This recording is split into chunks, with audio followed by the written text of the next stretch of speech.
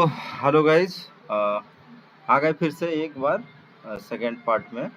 जो आपने पहला पार्ट नहीं देखा है तो जाके देख लीजिएगा, क्योंकि उसमें बताया गया है कि नरेशन किसको बोला जाता है। उसके बाद हम थोड़ा सा और डिटेल्स में जाएंगे और अभी हम देखेंगे चेंज ऑफ पर्सन। हमने बताया था, आप लोगों को यहाँ तक बता दिया था। ठीक है, आगे यहाँ से देखते हैं। ठीक है, पहले एक बार मैं रिपीट करता हूँ इसको। फर्स्ट पर्सन हमारा चेंज होता है सब्जेक्ट के अनुसार, और सेकंड पर्सन ऑब्जेक्ट के अनुसार, और थर्ड पर्सन नो चेंज। हाँ, हमेशा आप कर्सर पे ध्यान देना, तभी आपको समझ में आएगा। ठीक है, और हमारी बातों को तो चलिए आगे बढ़ते हैं। क्या लिखा है? To remove inverted comma use that. मतलब इन्वर्टेड कॉमा को बदलने के लिए हमें किस चीज का प्रयोग करेंगे? दैट का प्रयोग करेंगे। दूसरा क्या है? If object is given in reporting verb side, then say, says, said would be changed into tell, tells and told। अभी देखो, अगर हमारा रिपोर्टिंग वर्ब साइड ऑब्जेक्ट दिया रहे तो क्या करेंगे?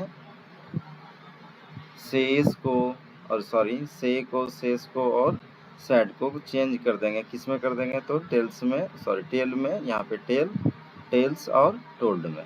मतलब अगर हमारा से है तो टेल कर देंगे, सेस है तो टेल्स कर देंगे, और सैड है तो टोल्ड कर देंगे। ठीक है, और क्या लिखा है थर्ड पॉइंट कि if reporting verb is form of present tense, then no change of tense takes place in reporting speech।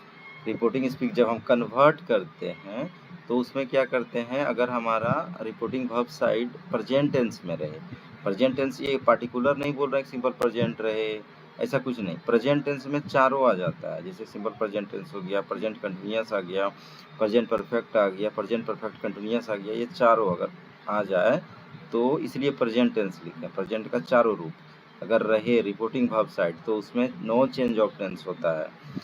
Sentences बनाएंगे, समझ में आ जाएगा। ये तीनों टॉपिक आप देख लो अच्छे से। आगे बढ़ते हैं। एक होता है पर्सनल प्रोनाउन में, पिछले वीडियो में भी बात किए थे और बताए भी थे शॉर्ट में, तो आज थोड़ा सा मैंने उसको लिख दिया हूँ अच्छे से समझने के लिए। इसके पहले भी शुरुआती जब होता है तो उसमें भी टेबल के अनुसार समझता है पर्सन को समझने के लिए। जैसे कि थोड़ा सा बता देता हूँ, यहाँ पे पर्सन लिखा हुआ है, फर्स्ट पर्सन सिंगुलर प्लूरल लिखा रहता है। मतलब यहाँ पे हम प्लूरल लिख देते हैं तो गड़बड़ा जाता, कंफ्यूज कर जाते हैं। तो एक दूसरा होता है उसका टेबल, उसके बाद ये टेबल होता है। यानी आप नरेशन पढ़ रहे हो तो वो सब आपको जानना बहुत ज़रूरी है। ठीक है, तो जैसे कि फर्स्ट पर्सन सिंगुलर प्लूरल दोनों, सेकंड पर्सन जो होता है ना सिंगुलर प्लूरल सेम ही होता है, इसीलिए मैंने केवल यू ही लिखा। ठीक है, आगे बढ़ते हैं। तो अभी आगे यहाँ पर थर्ड पर्सन में ही, सी, इट और दे हमारा क्या प्लूरल फॉर्म में रहता है वो पर्सन का। ठीक है, ये याद रखने वाली चीज़ है जो कि इसके पहले पार्ट में बताया जाता है। आई होप वो सब आप जानते होंगे। अभी देखो हम आते हैं पर्सनल प्रोनाउन का केस वाइज में 3 भागों में डिवाइड किया जाता है उसको। अगर आप पर्सनल प्रोनाउन यानी काइंड ऑफ प्रोनाउन पढ़े होंगे तो जानते होंगे। तो ये क्या है? नॉमिनेटिव केस, पोसेसिव केस और ऑब्जेक्टिव केस। और ऑब्जेक्टिव केस को भी 2 भागों में विभाजित किया गया है। यानी काइंड ऑफ, अगर हम पोसेसिव केस को भी 2 भागों में विभाजित किया गया है। अगर आप काइंड ऑफ पोसेसिव एडजेक्टिव देखेंगे तो इसमें क्या हो जाएगा कि केस के अनुसार, ठीक है, क्या हो जाएगा? पोसेसिव एडजेक्टिव, और दूसरा हो जाएगा पोसेसिव प्रोनाउन, राइट।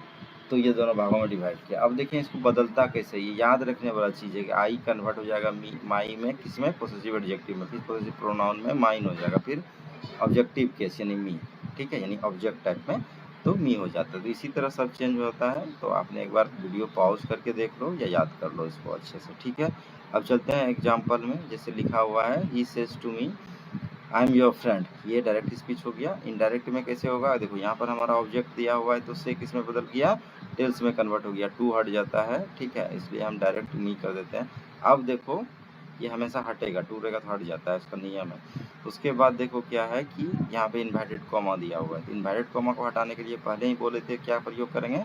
दैट का प्रयोग करेंगे। फिर यहाँ पर देखो आई है, आई एम योर फ्रेंड है, तो ये क्या होगा? देखो ये आप ध्यान से देखो, ही सेज टू मी, ये कौन सा है? प्रेजेंट का, यानी कि सिंपल प्रेजेंट टेंस का है सेंटेंसेस। तो ये नो चेंज ऑफ टेंस होगा जब हम रिपोर्ट इनडायरेक्ट में चेंज करेंगे तो।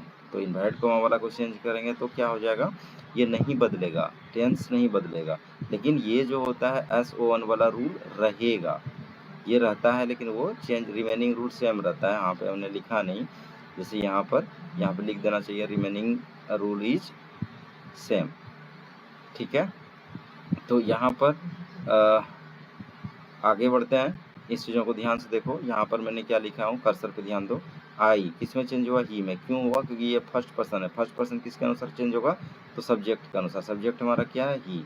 अब देखो ही के साथ क्या लगेगा, इज, क्योंकि ये प्रेजेंट में है ना, तो जिस तरह सेंटेंसेस है उसी तरह एम लगा है, तो आई के साथ एम लगा, तो ही के साथ इज लगा दिए। फिर यहाँ पर देखो योर है, योर हमारा क्या है, तो ये सेकेंड पर्सन का पोसेसिव एडजेक्टिव है, और सेकेंड पर्सन किस में चेंज होता है, तो ऑब्जेक्ट के अनुसार। तो ऑब्जेक्ट हमारा क्या है, मी है, मी, यानी कि इसका अगर नॉमिनेटिव केस देखें तो क्या हो जाएगा, आई, यानी अगर हम यहाँ पर देखेंगे फर्स्ट पर्सन में चेंज करेंगे, ये मतलब इसको ऑब्जेक्ट के अनुसार चेंज करेंगे, तो ये हमारा क्या है, योर है, योर का यहाँ पे योर है, योर किस में बदल गया, माई में, तो यहाँ पर माई दे दिए, फिर ये माई फ्रेंड हो गया, ठीक है। जैसे कि he tells me that he is my friend, ठीक है, ये हो गया इनडायरेक्ट में। फिर देखो ये वाला मैंने अभी बताया नहीं हूँ, फिर भी मैं नेक्स्ट वीडियो में बताऊंगा। जैसे लिखा है ही सेड टू मी, ये पास्ट का है, और सेम चीज़ लिखा है आई एम योर फ्रेंड, तो सेम चीज़ होगा। जैसे ये सैड है तो टोल्ड में कन्वर्ट होगा, जो ऊपर में बता दिए थे, मी, फिर दैट का यूज़ करेंगे, यहाँ पर ही लगा दिए, यहाँ पर क्या हो जाएगा, प्रेजेंट टेंस बदलता है पास्ट टेंस में, ठीक है। ये हम बना देंगे वीडियो जो आगे का वीडियो में, तो यहाँ पर सेम चीज़ रहेगा, लेकिन एम किस में बदल जाएगा, वॉज में बदल जाएगा, ठीक है। आई होप आप समझ गए इतना। आगे नेक्स्ट वीडियो में हम देखेंगे इसका अगला पार्ट में देखेंगे हम लोग चेंज ऑफ टेंस कैसे बदलता है, चेंज ऑफ टेंस पूरा टेंस किस किस में कन्वर्ट होता है, उस चीज़ को ध्यान में रखेंगे और कुछ एग्जाम्पल भी दे देंगे। उसके बाद हम change of other parts of speech भी देख लेंगे। Thank you.